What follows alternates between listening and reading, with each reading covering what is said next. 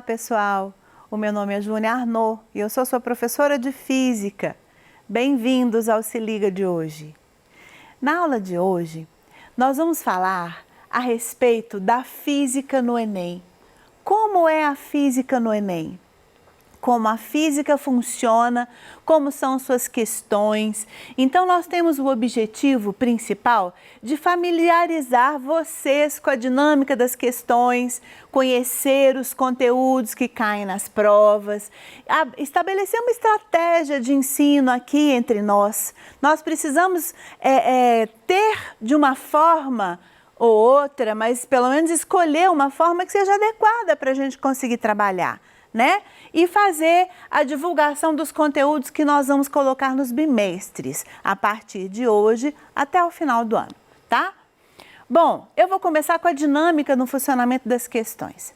Ô, gente, não adianta eu ficar pensando como que vai ser e chegar lá na hora da prova e tá mal estruturada. Nós temos que saber o que fazer, tá? Então, para isso, eu trouxe para vocês a seguinte sequência. Bom, as ciências da natureza, ela consiste nas 3 disciplinas, Química, Física e Biologia. Acontece que no dia dessa prova, a gente também tem matemática. Então, são 4 conteúdos fortes, pesados no segundo dia de prova. E nós todos juntos faremos 90 questões. Você já imaginou o que seriam 90 questões de Química, Física, Biologia e Matemática? E o que é pior? Eles não dividem igualmente essas questões e ficaria em torno de 22 questões mais ou menos para cada disciplina. Eles dividem em área do conhecimento. Então, eu tenho 45 questões só para matemática, e as outras 45 questões divididas nas ciências da natureza e suas tecnologias. E aí o que vai acontecer? Vai dar aproximadamente em torno de 15 a 16 questões para a física. Por que eu estou falando isso? Porque eles não têm essa intenção de dividir igualmente. Eles não querem que você saiba que vão ter só 15 questões de física, 15 questões de biologia e 15 questões de química. Eles não querem isso. Eles querem deixar a gente um pouco na dúvida e a gente também estudar igualmente para aquelas disciplinas e estar bem atento àquilo. Então, eles não fazem essa divisão exata. Como eles não fazem essa divisão exata, gente, nós vamos ter que ter bastante atenção na hora de estudar, tá? São na faixa de 15, 16 questões por prova, tá? Por prova. Na média. Agora, tem uma coisa que eu gostaria de ver com vocês, que é o tempo de prova. Se você fizer a conta comigo, vamos fazer a conta rapidinho aqui, olha só o que vai acontecer. São 5 horas de prova. 5 horas de prova, 5 horas vezes 60 minutos, isso dá 300 minutos de prova, tá? Por que eu estou fazendo esse tempo? Porque eu tenho que resolver 90 questões nesse dia. Eu não tenho que resolver Química, Física, Biologia e Matemática? 90 questões no total. Então, se eu dividir 300 por 90, vai dar em torno de 3,3 minutos para cada questão, gente. É muito tempo para você... aliás, não é que é muito tempo, você pode perder muito tempo se você não organizar isso, tá? Se a gente pega um texto, lê aquele texto, e aí a gente não sabe resolver aquela questão, a ideia é que você passe adiante, deixe aquela questão para você voltar depois, marca ela e deixa para você voltar depois. Porque se você tiver dificuldade, você vai gastar mais tempo do que você pode.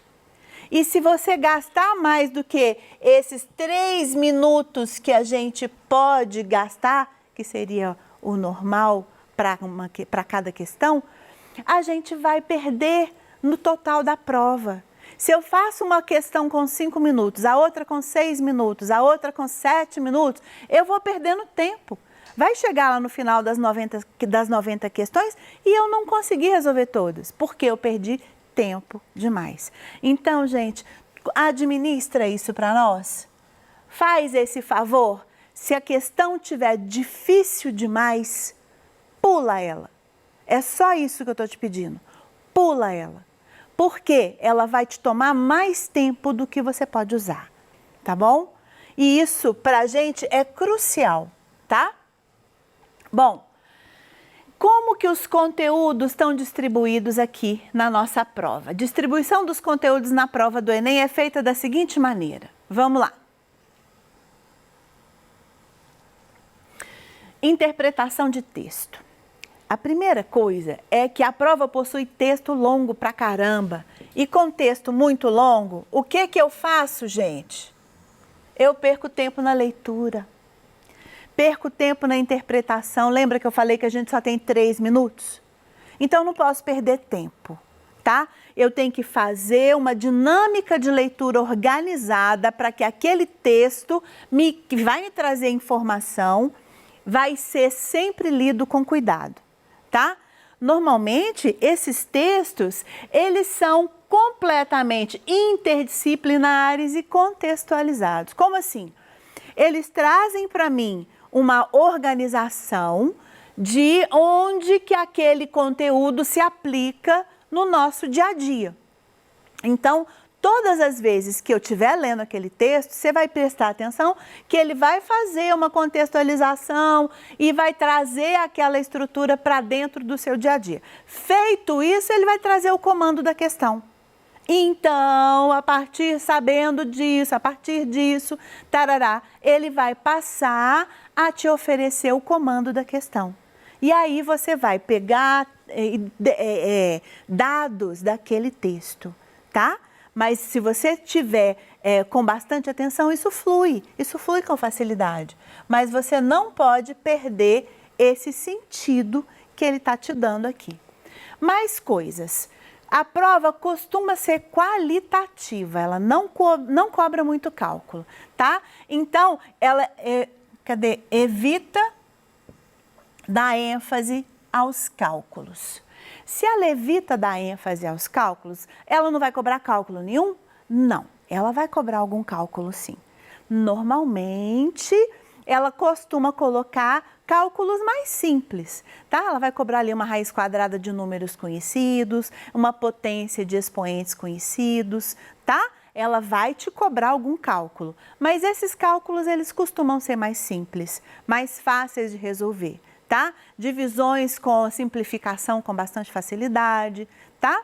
Mas não quer dizer que ela vai ficar ali te espezinhando, te cobrando permanentemente aquela quantidade de cálculo e aí você vai ficar super cansado e acaba perdendo aquele nível de força para fazer a continuação da sua prova, tá?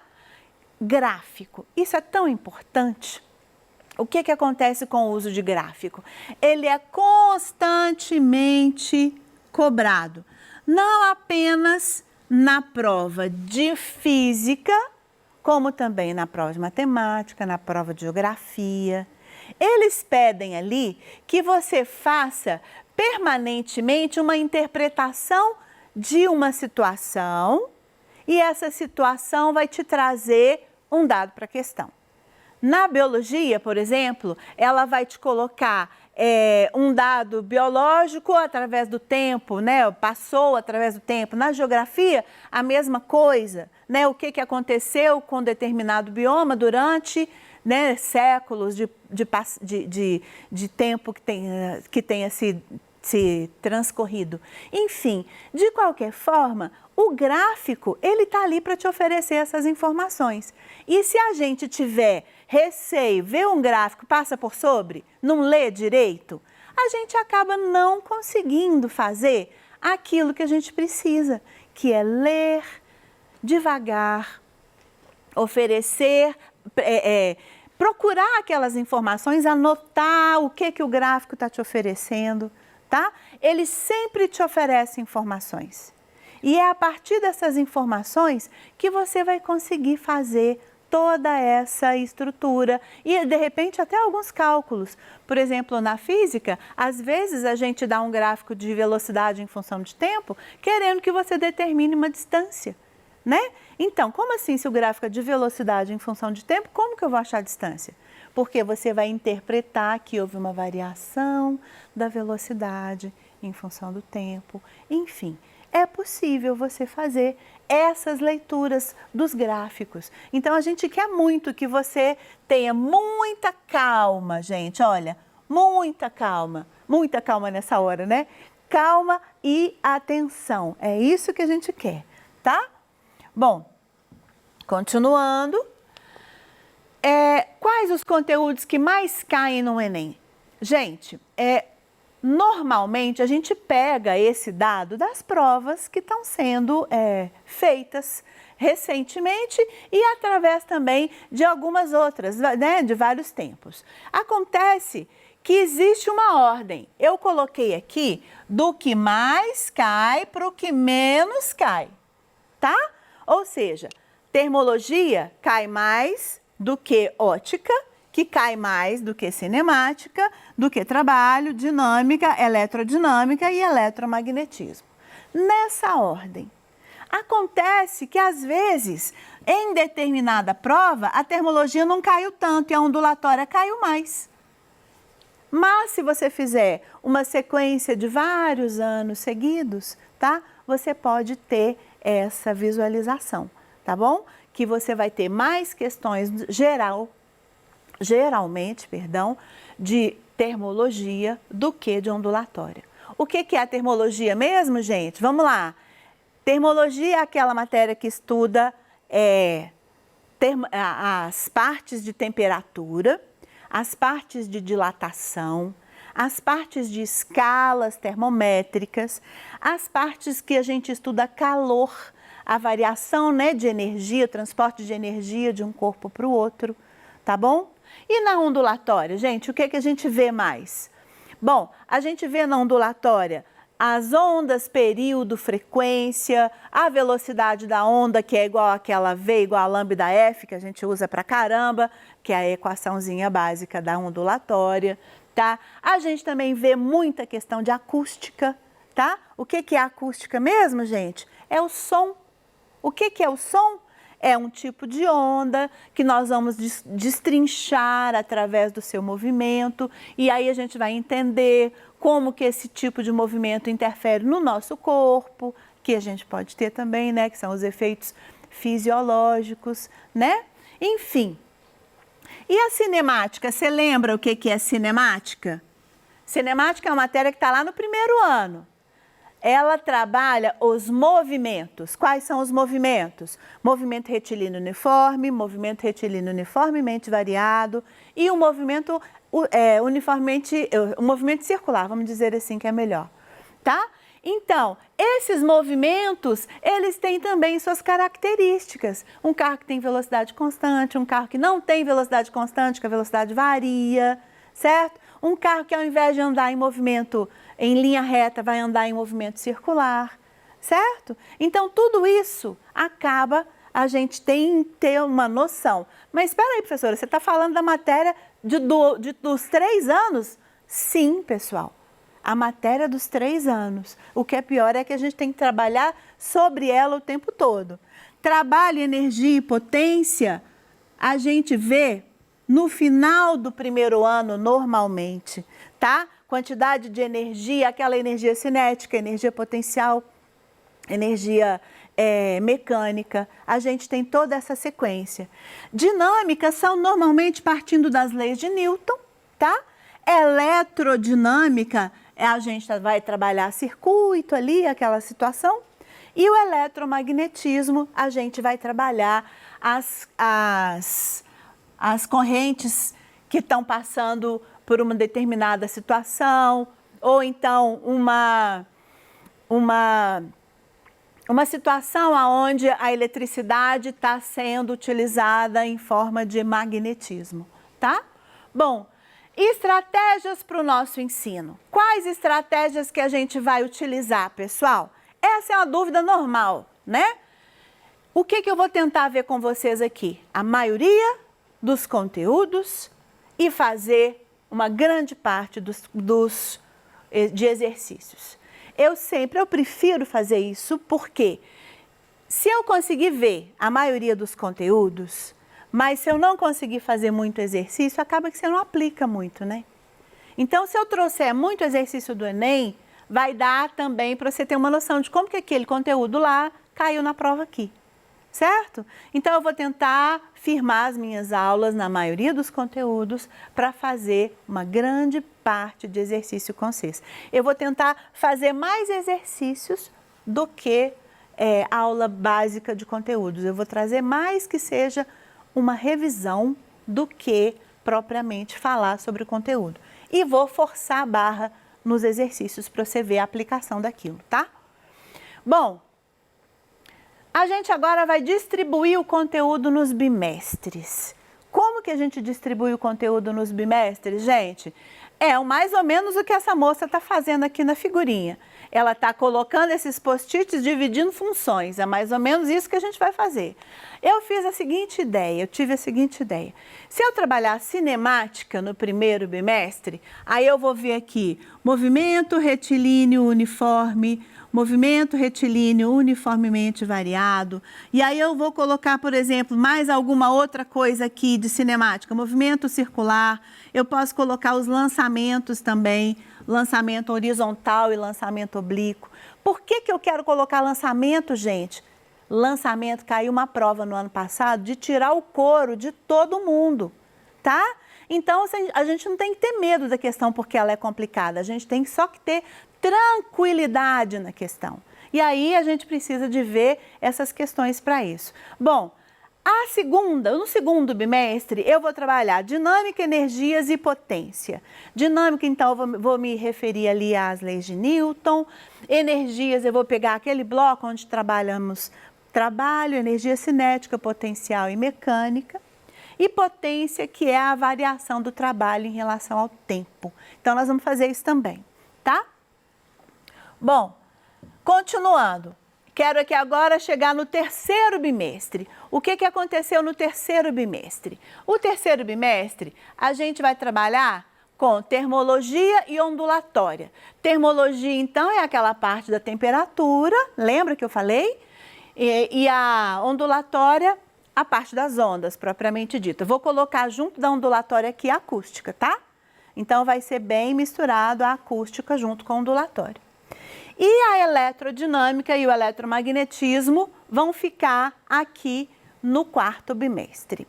Bom, o que acontece aqui, gente? Eu dividi já fazendo as contas de que as minhas aulas aqui na televisão vão terminar antes da aplicação do Enem, né?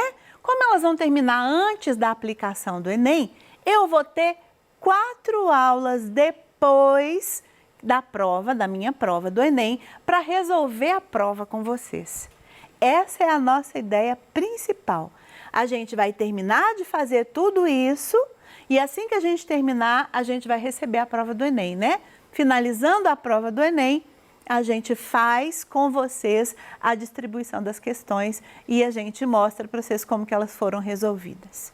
Bom, então, pessoal, a gente tem, então, esse tipo de estrutura formada aqui na aula de física. Eu espero que vocês tenham gostado, né, que a gente consiga ter feito as estruturas boas para que a gente consiga vencer todo esse conteúdo, porque é um conteúdo de 3 anos, né, povo? Não é pouca coisa não é mesmo? Então, assim que a gente terminar, a gente vai marcando tudo aquilo que a gente fez, tá? Eu gostaria que vocês tivessem calma, disposição, paciência, para a gente conseguir chegar até o nosso final. Bom, pessoal, é isso. Agradecemos a Márcia que esteve aqui conosco hoje. Obrigada a todos vocês por assistirem a aula de hoje e até a próxima aula.